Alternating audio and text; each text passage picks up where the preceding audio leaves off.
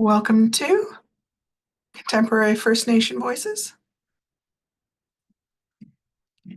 Welcome to Contemporary First Nation Voices, NBE 3C. Sorry guys, having a little bit of a trouble here. Can you hear me now? Welcome to Contemporary First Nation Voices, NBE 3C, grade 11 English, college level, and this is Jillian Percy. This is class 26, and we are working on key question 39 and 40. And here are all the ways you can contact us. At the studio, 1-800-465-7144. The office number is 1-800-667-3703, extension 2211. My email is jillian.percy@nnec.on.ca. Facebook, capital G, capital P, ERCY, space, capital W, AHSA. You can see below, it's got that little fall scene and kind of me in a little avatar black dress. If you reach out to me on Facebook, please include not just a friend request, but like a little line saying your name and then what class you're on.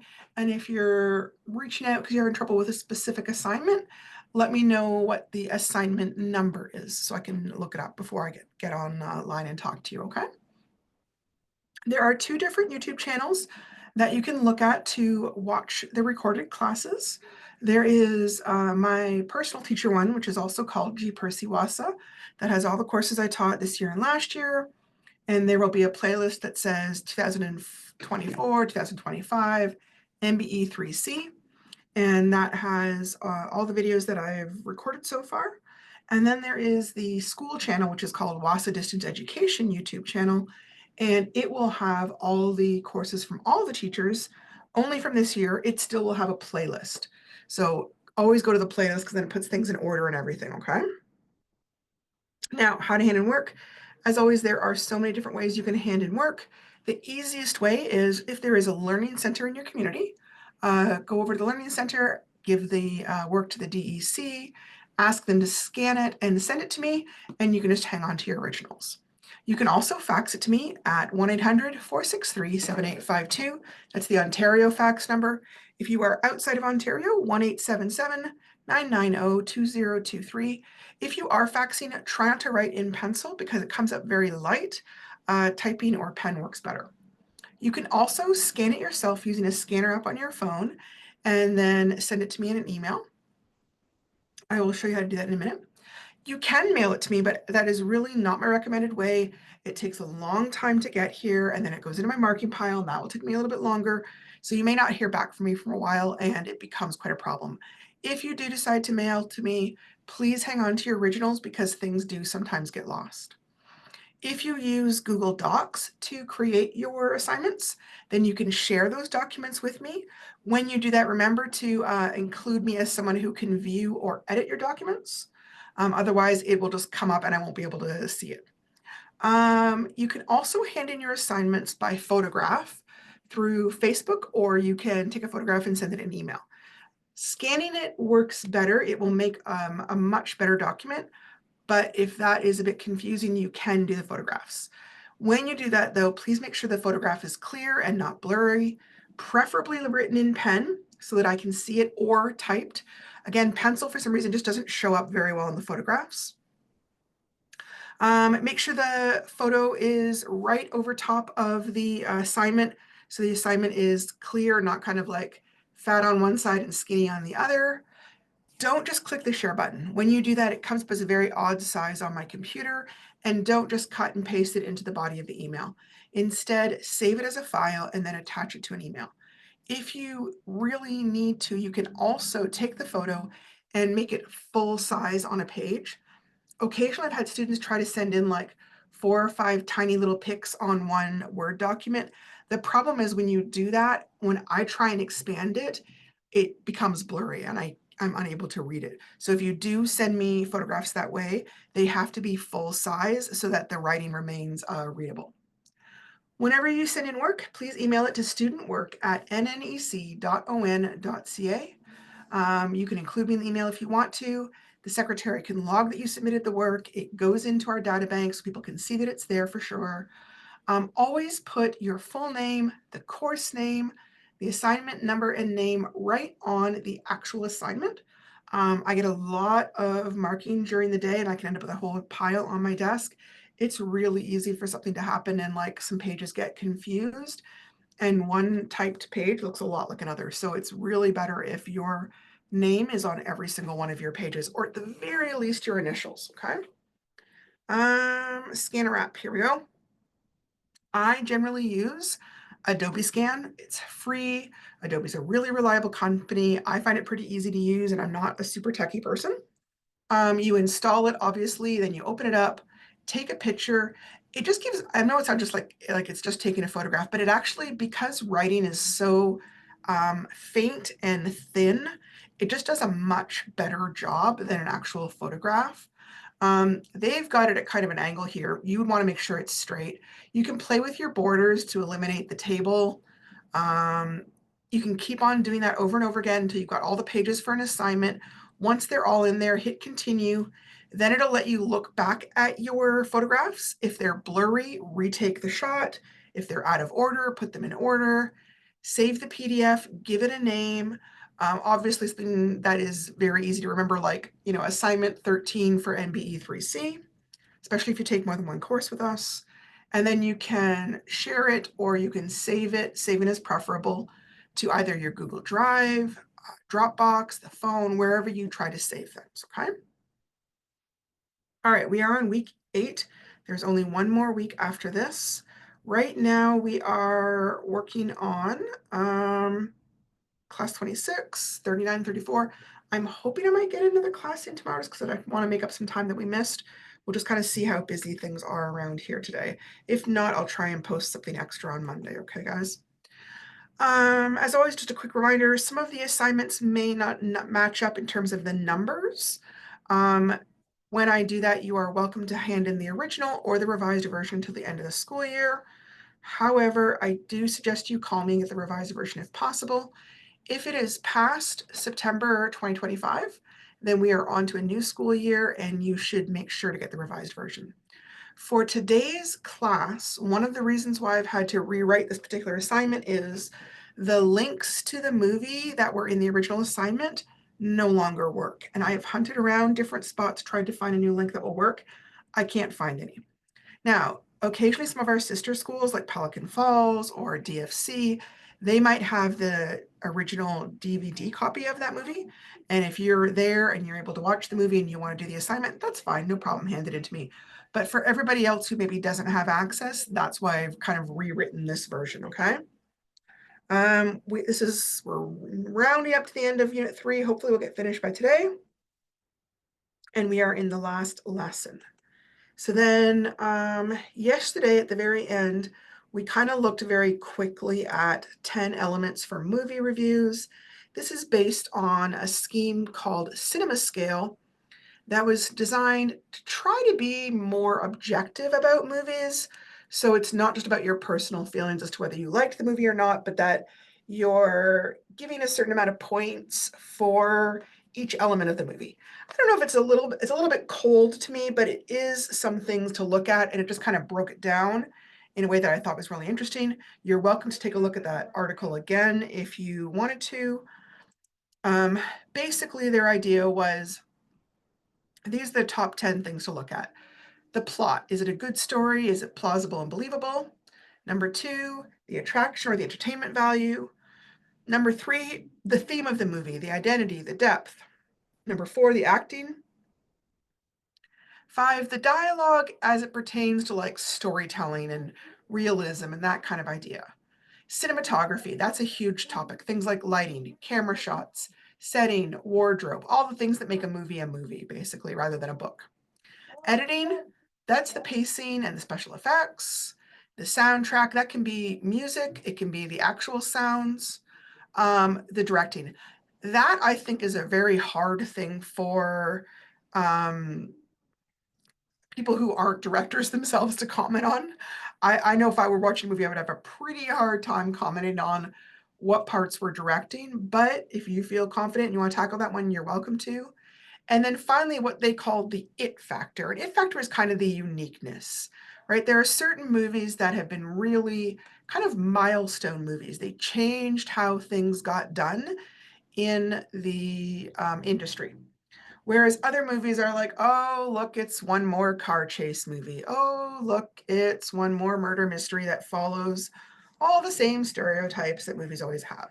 So that can be really enjoyable if you enjoy murder mysteries, but a movie that brings something new and different and interesting to the table is always going to be a little bit more compelling just because it has that new factor.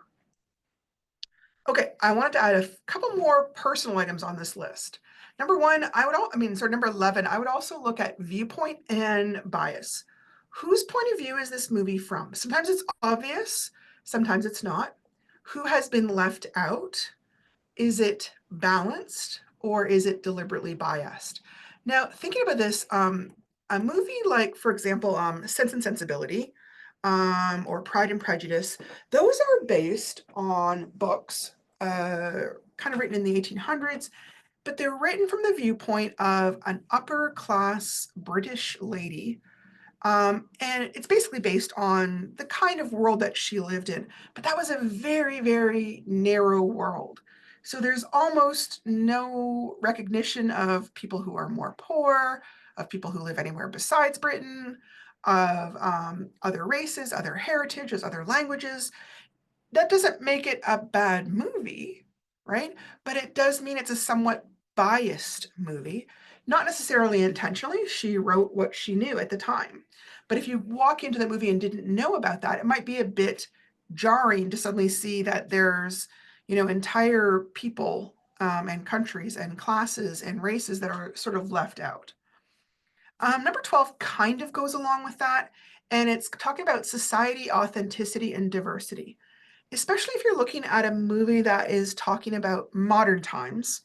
How well does the movie sort of reflect our actual society in terms of race, heritage, class, etc.? Are some people missing or portrayed inaccurately? Like sometimes you'll see movies or TV shows and the people are scraping by making very little money as waitresses, but they've got gigantic apartments in New York, which is a very expensive place to live. It doesn't really fly. If you've lived in New York or you've even seen somebody's apartment in New York, you know there's no way they're living there. Things like that where it can be really jarring. I saw a TV show one time. It's very funny. It was set in the Cass Corridor in Detroit. They decided to have them pop over and visit Windsor. And they literally cross a swamp. There's no swamps in Windsor, by the way. And they end up in a pig farm. There are no pig farms across from the Cass Corridor in Windsor. If you're across from the Cass Corridor, you're going to end up in Windsor downtown, great big skyscrapers. It was the strangest, funniest thing. And it totally sort of ruined the believability of that story for me because they hadn't done their research about what that place looked like. So that's the kind of thing I'm talking about, right? So let's look here. Okay, so I wanted to look at a sample review because not everybody reads reviews, right? So this is the kind of thing where I'm going to be asking you to write a review by the end of class. If you've never read one, it's going to be pretty hard to read one, okay? And I wanted to pick one from a movie that I thought a lot of people might have seen. I haven't myself seen this movie because I kind of heard there was a lot of swearing and I didn't think I'd really care for it. I'm also not a huge Deadpool fan, but I know lots of people are. So this is kind of a review that you might want to look at to give you an idea. Hang on, I'm going to try to see if I can get over there. Okay. So I'm probably not going to read the entire thing, but I want to take a look at it just to start. So it gives it a title. Ryan Reynolds and Hugh Jackman will bust a gut to make you laugh. The client review was brutal. We're gonna be Hang on a second. Sorry. That's the thing I'm trying to avoid. Okay. This is by Peter Travers. It was written in July 26, 2024. Lock up the kids and blindfold Granny. Deadpool and Wolverine, now cussing and fighting its way through darn near every available multiplex, is an R-rated action raunch fest that's ready to rock. Is it a great movie? Nah, it's too slick a Marvel package for that, with surprisingly meh special effects. But stars Ryan Reynolds and Hugh Jackman are willing to bust a gut to make you laugh. So why resist? Deadpool, aka Wade Wilson, is the best role Reynolds has ever had, and he knows how to run with it without running it into the ground. He's a terminally ill, trash-talking superhero with a face disfigured with burn scars and a grudge against not being taken seriously. Heck, the Avengers rejected him. But you cannot shut this dude up or make him respectable. Just awareness as you're reading this. Yes, I am mildly censoring myself at the moment. Wolverine, aka Logan Howlett, is the X-Man Supreme with retractable claws and a sentimental streak under the macho. Over 10 movies, Jackman has made him a screen icon, sparking Reynolds to break the fourth wall to mock Jackman's career in Broadway musicals. Watch out, he tells the audience, or he'll sing the second act of The Music Man without a warm-up. As for those who point out that Wolf died in 2017's Logan, get a grip. Don't you know that multiverse timelines can be adjusted to bring super mutants back from death, irrelevance, or both if there's a demand and the promise of box office gold at the resurrection? So, right, it's all ridiculous. The script by Reynolds and a committee is utilitarian at best, and the direction by Sean Levy is no match for the John Wick action chops that David Leitch brought to Deadpool 2. What works here is all up to Reynolds and Jackman. Luckily, they deliver, mocking everything from studio greed to their own egos. The meta in-jokes in this epic are off the charts. Then we're on to Deadpool resurrecting Wolverine with the help of corporate suit Mr. Paradox, played by Succession Emmy winner Matthew Macfadyen with another angry Logan on his hands. It's curtain for Mr. P's time zone if Wolfie, now a raging, self-loathing alcoholic, doesn't show up. Deadpool insists that time zones date back to the Wizard of Oz, quipping that the guys told us and didn't listen. I don't know what that means. I didn't see the movie here. These are the jokes, folks, and they come relentlessly, which will leave you either dazzled or bolting for the exits. My tolerance for one-liners is high, especially when Wolfie shows up in the yellow and black mask from the comic books. One of his many identities that Deadpool snarks is the worst Wolverine ever. The violence is equally relentless, but no sweat, since neither of our heroes can die. Jackman is grumpy perfection, railing against his exile, along with Deadpool to the void, ruled by villainous Cassandra Novi, a vampy Emma Corrin, and other Marvel misfits with a grudge. Okay.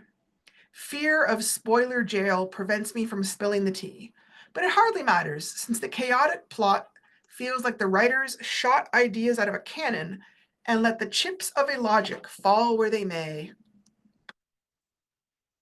They're going to make him do this till he's 90, says Deadpool of Wolfie, or more likely until the box office runs dry, which may be never if this epic rules the charts as predicted.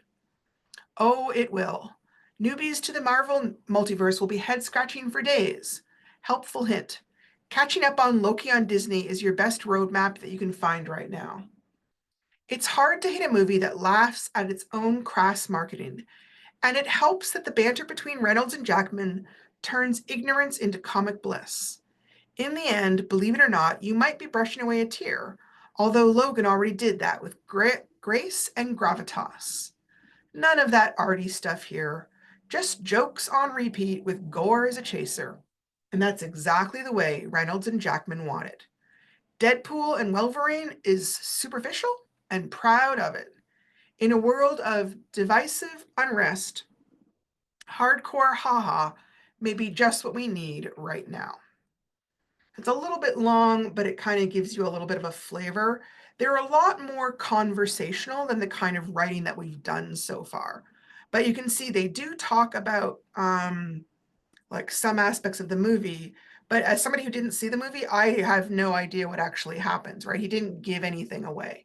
So it's kind of one key element you need to think about as we're doing this. So some other things to think about as you write your film review: the audience. Different reviewers may be writing for a different audience, depending on what publications they write for. Some newspapers and magazines may be aiming for as wide an audience as possible. Others might be aiming for the under 35 crowd.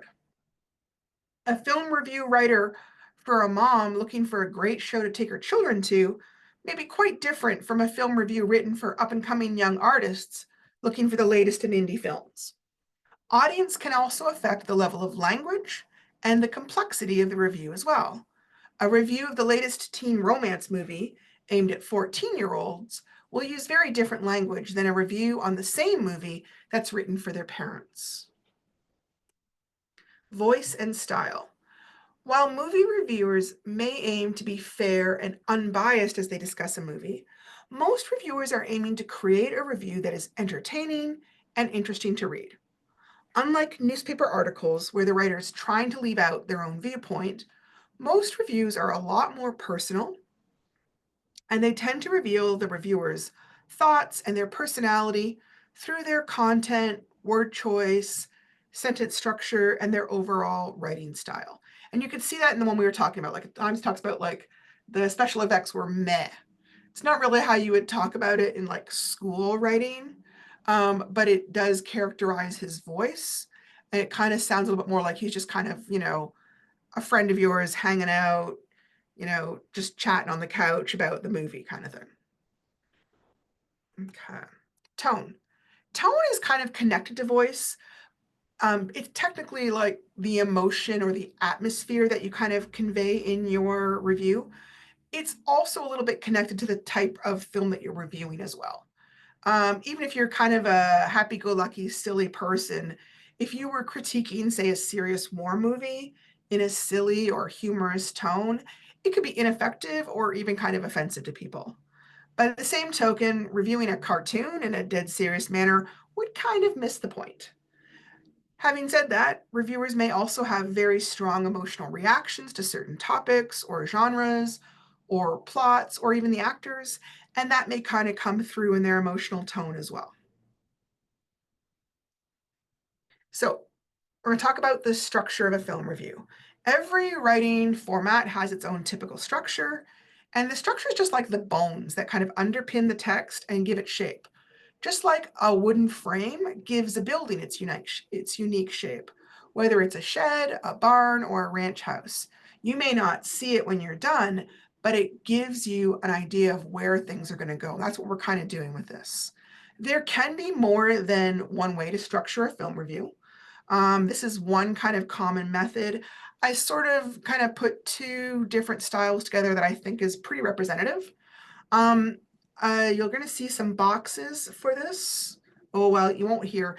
In the unit, you'll see I've kind of set it up as a graphic organizer, but each box is not like one paragraph. Any one of those sections might be several paragraphs long, okay? Okay, so any review is going to start off with an introduction. Generally, the writer is going to state the name of the movie, the date of the release, the director, the screenwriter, and the major starring actors in the film. Generally, they also state their overall evaluation of the film, like whether they thought it was great or horrible, and they might include statements on whether it's worth watching or who it might or might not be appealing to. This isn't usually a very long spot. Then, plot summary. Now, when you are summarizing work, for me, for example, you're often trying to prove that you read the text or the chapter and that you understood it. And so you try to include all the major plot events. But in a film review, you are writing to people who probably haven't seen the film and they don't want you to give away the entire plot, especially any important twists or surprises. So, like if you were reviewing a mystery film, for example, you don't want to tell the reader who committed the crime. These are often referred to as spoilers because they might spoil the reader's enjoyment of the film. So the focus for this type of plot summary is more on explaining the film's genre, the main characters, the setting, and kind of the initial introduction or basic premise of the movie, rather than outlining every plot detail. If you do or are planning to say something that might be a bit of a spoiler, generally you'll give like a little thing saying spoiler alert or something. But most movie reviews try to avoid those because it takes away people's enjoyment from going to see the film. All right, then there's a section called personal response, and it will include kind of some extra description. This will include more of the writer's personal impressions or their initial reactions to the film. What are some things that really stood out sort of immediately, either in a good or a bad way? Sometimes movies may be advertised as a certain genre or a typical storyline, but when you get to the movie, it's actually completely different. This can be an important factor for some of your readers who, for example, might love mysteries but hate horror films and it turns out to be a horror film. You can also discuss what your experience was like watching this film. That might include comments on how enjoyable or entertaining you found the movie, if it was confusing. For a real film critic, it might also include comments on the reactions of other audience members, especially if it seems relevant, right? If you enjoyed the film, but everybody around you was groaning and moaning and muttering, you might mention that to kind of go, hey, this is a movie that's not for everybody. So that kind of idea. Then analysis. This should be kind of the heart of your film review. This will almost certainly be several paragraphs. This is where you're going to kind of provide more of a specific analysis of the film's different elements, the 10 things we kind of talked about. And again, you don't have to touch on all 10 of those. I'm just kind of giving you some ideas of what you can talk about. It's a good idea to discuss the cinematography. Remember, that's things like the lighting, the wardrobe, the camera shots, all those kind of things that make it a movie rather than, say, a book. The directing, if you want to, the acting, almost certainly. How are the characters? How believable and complex is the plot? What's the writing like? Editing style, if you feel like it, special effects, some movies that's really important, and then the uniqueness or the it factor, as well as maybe the overall success of the film in getting across its message or its theme. And how do all these different elements work together? Is there one element that kind of standing out as like not quite working, or is like, oh my gosh, this part is absolutely amazing and is making the film? Keep in mind that many popular commercial movies may have a very limited theme, very flat characters, very little complexity, but maybe it's got lots of crash scenes and everybody's loving it. People may still find it an enjoyable movie to watch. Okay, hang on a sec. Okay, this is also a good place to discuss the film's level of diversity or lack of it, the use of stereotypes, issues with racism, sexism, or other types of prejudice. Sometimes films may reflect a certain viewpoint that is not commonly seen, which can be really interesting, or it might be a viewpoint that completely ignores certain people due to issues of race, class, heritage, gender, or sexual orientation. This kind of section, both of those kind of ideas, may be, as I said, quite a few paragraphs long. It's often kind of the main part of the film review because it is sort of dissecting it and looking at it piece by piece. Conclusion. This is kind of the end of your review. It's where you would state your overall conclusion, opinion, or impression of the entire film. This is where the critic may sort of sum up, is the movie worth watching or not worth watching? Especially these days when it's so expensive to go to the movies. People hate to waste all that money to go to a movie that's kind of bleh, right? It is also the spot where they might point out which audiences might find some aspects of this movie problematic or distressing.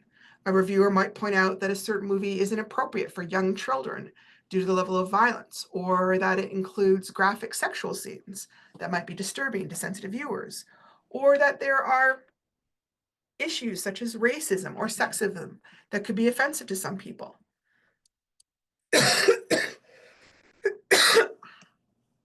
Sorry, that's the kind of thing where you just kind of are remembering that you're not just looking at a movie for your own tastes, but that a whole bunch of different people could be reading this review. So you might be a 20-year-old teenage boy who loves car movies, but you kind of are at that point aware, hey, not everybody loves car movies. And if you don't, this might not be the movie for you. Okay. If you haven't read a lot of film reviews, it can be a good idea to read a few to get a sense of how they sound. Like I said, they're usually written in a far more casual and conversational manner than some of the writing we've done so far. So I kind of grabbed a few places to read some film reviews. Now, I know there are some websites that do little tiny mini reviews. I'm trying to get away from those and give you ones that are longer so that you kind of know what I expect, because I'm expecting a lot more than one paragraph, okay? Things like the New Yorker magazine movie reviews, Variety film reviews, Toronto Star movie reviews, Globe and Mail film reviews. There's a site called FilmSpeak that does some good stuff. National Post movie reviews. Richard Krause does a bunch. Canadian Film Review, that's a TV show. So it's a little bit different, but it might be something you could watch. And then there's things like Robert Ebert, Screen Daily, Rotten Tomatoes, all those kind of things. Where are we? Some of these sites are going to focus more on popular commercial movies. Others may focus on some independent or foreign films that you may not have seen. You may need to use the Canadian sites to find reviews of specifically Canadian movies. It depends how big a movie is, right? Some Canadian movies may have been released in the States. Some may be much smaller, and so an American magazine may not cover it if it's not showing in the States, right? One more issue to keep in mind with online reviews is that they often don't follow what we call typical paragraph style, but they may separate every single sentence as its own paragraph to make it easier to read on a phone. When you're writing, please don't follow that formatting technique. Continue to use paragraphs like we normally would, okay? So this is a sample film review that we're gonna look at and then answer some questions about, okay?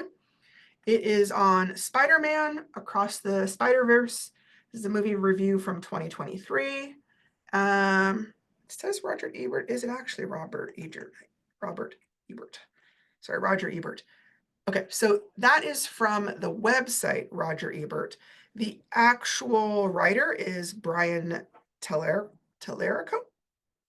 And let's go. Okay. My esteemed colleague, Christy Lemire, opened her review of Spider-Man Into the Spider-Verse with a quote from her 9-year-old asking if he could see it again. So I think there's some synergy in quoting with my 9-year-old to open this one. That might be the best movie I've ever seen. Spider-Man Across the Spider-Verse explodes onto screens this week, building on the foundation of the masterful Spider-Man Into the Spider-Verse with stunning animation, unforgettable characters, and complex themes. The first note I took after seeing it was so much movie. Like the work of a young artist who refuses to be restrained by the borders of the frame, Across the Spider-Verse is loaded with incredible imagery and fascinating ideas. It is a smart, thrilling piece of work that reminds me of some other great part twos like The Dark Knight and The Empire Strikes Back. Like those films, it leaves the viewers anxiously anticipating the next chapter, which will come out in March 2024, and it earns its cliffhangers by grounding them in a story of young people refusing to submit to a concept of what a hero's arc needs to be. Across the Spider-Verse opens just over a year after the action of the first movie. Gwen Stacy is back in her universe, trying to keep her identity secret from her father, George, when an alternate version of the villainous Vulture drops into her reality. The bad guy ends up trailed by the intense Spider-Man 2099 and the confident Spider-Woman.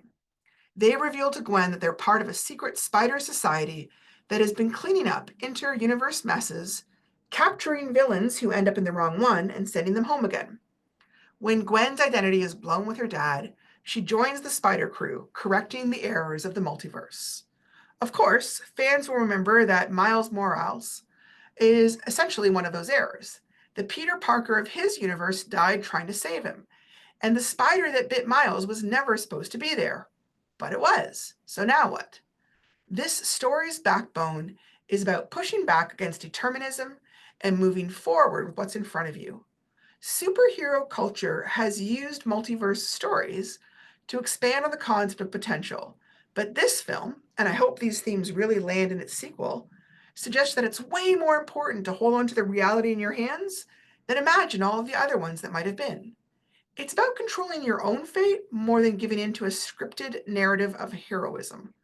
More than most superhero movies, it's about empowerment instead of destiny.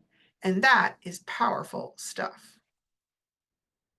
Back to Miles. He's in his version of Brooklyn, trying to balance being a good student with being a friendly neighborhood Spider-Man.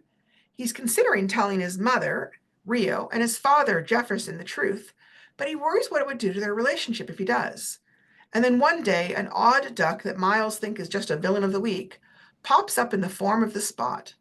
Formerly known as Dr. Jonathan On, the once Alchemax employee is forever altered by the first movie's action, able to control time and space through a series of portals.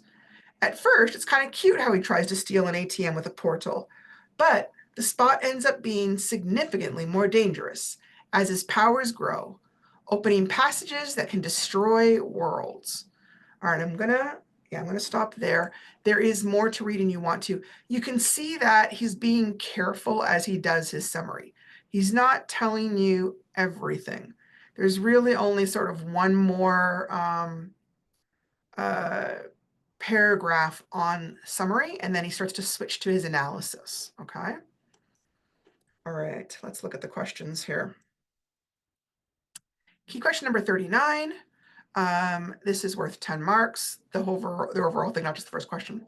What is the author's opinion of the film? 2 in notes I want to say when you're answering this. In a professional review, it's very unlikely for a writer to say, in my opinion, and then give you their opinion. They're really more likely to state it as a fact. This was the best movie of the year. This was the worst movie of the year. This movie is hilarious. So look for those kinds of statements. These questions are, the way I've structured these questions, I'm trying to help you notice the structure of a film review. So they're generally going to follow the sequence. They're not going to kind of hop all over the review, okay? Number 2, at the beginning of the review, what are 3 reasons that the writer gives that support his opinion about the movie? Again, professional writers tend to be less obvious. He's not necessarily going to make it really clear by saying, one reason I think this movie is great is, instead, he's just going to dive in and start stating all their evidence about greatness. So it may be a little bit tricky to find. Number 3, what are some of the important plot events that the writer provides in his summary? This part should be several sentences long, right? Remember that the summary in the original, hang on a second, let me put that there, in the review can take several paragraphs, but you don't need to include every detail, okay? I don't expect yours to necessarily be that long, okay? In this case, talking about what we're answering here, okay? Number 4, what does the writer state is the backbone of this movie? He uses that actual word, so kind of scan and look for it. Why does he consider this idea or concept so important? And then number 5, identify at least 2 comments he makes that relate to the cinematography. Remember, that's the lighting, the camera shots, the setting, the makeup, the costumes, all those kinds of things. Number 6, what is his opinion of the acting? Remember that the Spider-Man movie is animated, which means he's mostly commenting on their voices rather than the actual actor. What is his overall opinion of the movie? Again, remember that the conclusion and his recommendation is probably going to be near the end because it's part of the concluding part, right? So here's the actual assignment. Key question number 40, film review. This part is going to be worth 40 marks. For this film review, you are going to watch the movie Night Raiders. The movie runs about 1 hour and 41 minutes long. It was released in 2021. It was nominated for 21 different awards, and it won 14 of those awards. The film was written and directed by Dana Goulet, an Indigenous woman from Saskatchewan. Sorry, not Dennis and, but she is Indigenous woman. Okay. It features many First Nations actors and actresses. The Cree language is spoken by some characters in the film, and the title is given in both Cree and English. In fact, the film starts talking in Cree and gives you subtitles. There is a little bit of subtitles. I know not everybody's crazy about those, but you will have to kind of read a little bit of subtitles there. Okay. The movie's available to watch for free on YouTube. Here is the link, and I'm going to give you pictures of how it should look. Keep in mind, YouTube's going to try and offer you a paid version. Don't take it. There is a free version that has the entire movie on it. It does get interrupted by advertisement, but that's not the end of the universe. Oh, did I forget to include it? Oh, hang on a second. Okay, let me just I do want to pull it up so you can see it. A second. just so you know what it looks like, because it does look a little bit different. Hang on a sec. I'm just going to try and move something. Let's see. Okay.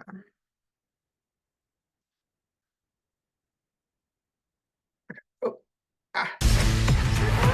not doing it. Don't be mad, YouTube.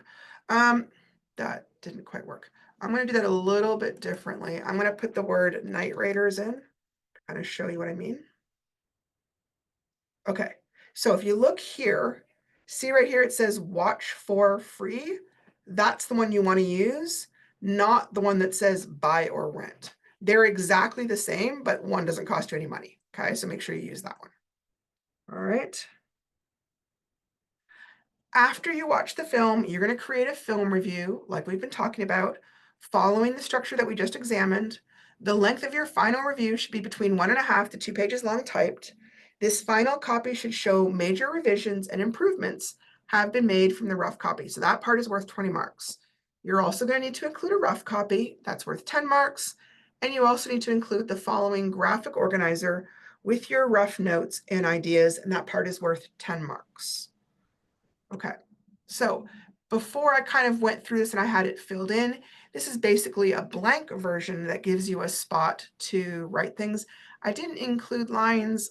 You can certainly draw them in if you want to. It's just to kind of help you remember the different elements that need to be in your review. Remember I said it's not like one paragraph, two paragraphs. Like the plot summary might include 2 or 3. Your personal response might include 2 or 3. It's just to remember to include those. There's your introduction, there's your plot summary, then kind of your personal response to the movie, then your analysis, that should be several paragraphs, and then finally your conclusion. Okay. So in the original, there was one film review rubric. I kind of want to change it because it was really geared towards a documentary. And this one we're doing is not a documentary. It's a science fiction based one, and it is fictional, not truthful. But I felt like it still kind of fits into the theme of this unit because it does, I don't want to give anything away, but it does kind of examine the ideas of what happened with a residential school, but it puts it in sort of a future society rather than a documentary that would be looking at what happened in the past. It's a little bit different approach that I thought was really interesting. And it was a very kind of groundbreaking movie. So I really wanted people to see it. But you need to be aware that it is a little bit different. So I had to create a little bit of a different rubric, okay? The final copy is worth 20 marks. The rough copy is worth 10 marks. We're looking first at knowledge of the review format, and then knowledge of the film, okay? Level 4 is our A. If you're doing it really well, that's what you'd be getting is all 4 and the 2 marks. Level 3 is kind of your B. Level 2 is your C. Level 1 is D. Below level 1 is essentially failing. It means you didn't probably do enough with it. Then we're looking at your thinking and your inquiry skills. First, we're looking at planning and processing. So how did you plan your review? How did you gather up your evidence? How did you use the graphic organizer? Those are the things I'm looking for in that section. And then critical and creative thinking, okay?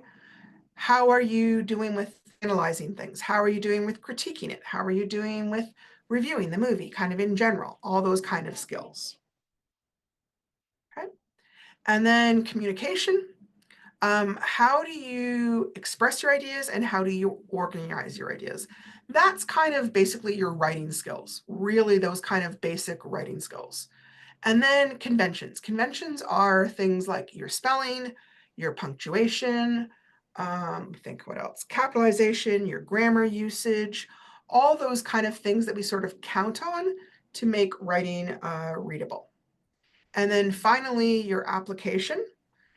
Here, we're at the almost the end of the course, so we've done a lot of writing generally. Here's where I'm looking at how you've applied your general writing skills to this new format of doing a film review. Okay. I've got a little bit of time, so I just kind of want to walk through something real quick. I wanted to show you, let me see if I can grab it really quick here. Hang on a sec. Okay. So let's say when I'm marking this, because I don't know, rubrics are, oh, I don't like that at all. Sorry, hang on a second. There we go. Rubrics are kind of a new thing. Gosh, no, that looks terrible. So I'm trying to get white with black lines, and for some reason it doesn't want to do that. Why does it not want to do that? Hang on a second. Nope. All right, well, we'll just do it that way. That works. Kind of ugly, but it works. I apologize. When you're doing rubrics, how I look at things is, hang on a second. So let's say I look at your knowledge, like, did you follow the review format? Oh, you followed it perfectly? Great. You get your full 2 marks. Your knowledge of the film, maybe you didn't demonstrate so much knowledge. You had some things, but not all of it. So for this part, you might have got a full 2 marks.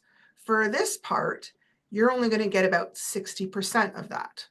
So it's going to be a little bit over 2, not quite 3 marks for that. So what happens is I'll be looking at each one of these, right? So let's say, I'm going to add another little, add a column. Let's say for the first one, you got in this area. I'm not going to be actually like giving it any kind of actual idea because it doesn't really matter. Let me think here. And then maybe here. So when I'm looking at this for each one, I would calculate how much you got. So maybe here, this was 4 marks.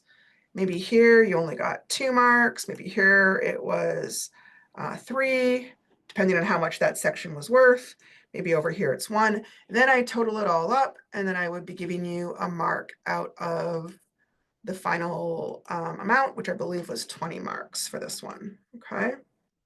So maybe for this one you got, let me think here, 6, 7. Okay, so here you got maybe 10 out of 20. Okay, so when I'm doing a rubric, that's why I've got it this way. It is a little bit subjective, right?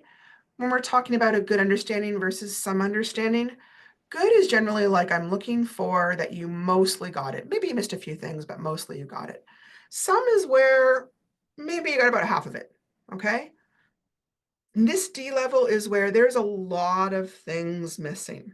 There are some things, but there's a lot of things missing. Below level 1 is usually when you either haven't talked about it at all, or you've really misunderstood something, or done almost nothing on it, okay? So when you're looking at your stuff, make sure you do the length that I'm asking for. Because if you do, say, 5 sentences on the summary, but other students are doing 15 or 20 sentences on a summary, then it's not necessarily going to get you very much marks because in comparison, not that I'm comparing that way, but it's not going to show the amount of knowledge about the movie that someone who gives themselves 20 sentences worth would have. Okay, does that make sense? All right, I know this is a little bit challenging. I also want to point in, you don't have to hand it all in at once if you don't want to. If you want my thoughts on your work, you're welcome to say, hand in your planning sheet and say, hey, what do you think? I could give you a mark on that. Then you could take it and kind of work on your rough copy, say, hey, what do you think about this? And then take that and hand in the final copy. You don't have to hand it all in at once because there are different parts. And if you want my feedback on parts of it, I'd be happy to give that to you, okay? So today is Thursday. Hopefully I've got one more show for you tomorrow. If not, it'll be on Monday, okay? If you have any questions, let me know. I'm here all day tomorrow and I'd be happy to talk to you about things. Take care and have a good night.